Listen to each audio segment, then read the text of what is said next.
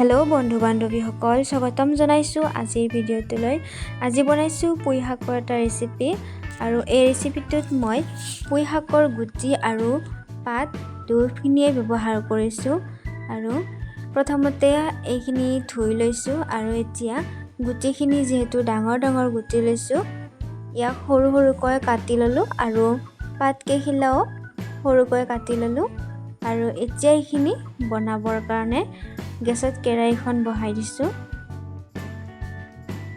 তেলখিনি গৰম হোৱাৰ লগে লগে কেঁচা জলকীয়া আৰু পিয়াজ সৰু সৰুকৈ কাটি দি দিছো আৰু এইখিনি ৰংচুৱা হোৱালৈকে ভাজি লৈছো। পিয়াজখিনি ৰংচুৱা হোৱাৰ লগে লগে মই কাটি লোৱা পুঁই শাকখিনি দি দিলো আৰু লগতে এটা আলু সৰু সৰুকৈ কাটি লৈছিলো সেইখিনি দি দিছো। আৰু এতিয়া ইয়াতে প্ৰয়োজন অনুসৰি নিমখ হালধি আৰু এচামুচ সৰু চামুচেৰে জিৰা গুড়ি দিছো। তাৰ পিছত ভালদৰে লৰাই লৈছো। এতিয়া গেছৰ ফ্লেমটো মিডিয়াম কৰি দি ঢাকনি এখন লগাই দিছো আৰু মিডিয়াম ফ্লেমতে এইখিনি সিজিবলৈ দিছো।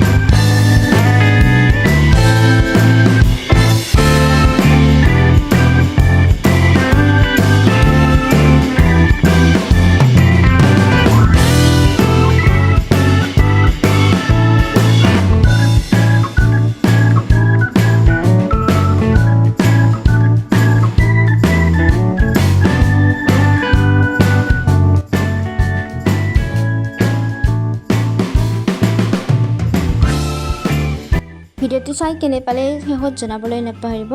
আজিলৈ আহিছোঁ, বাই বাই।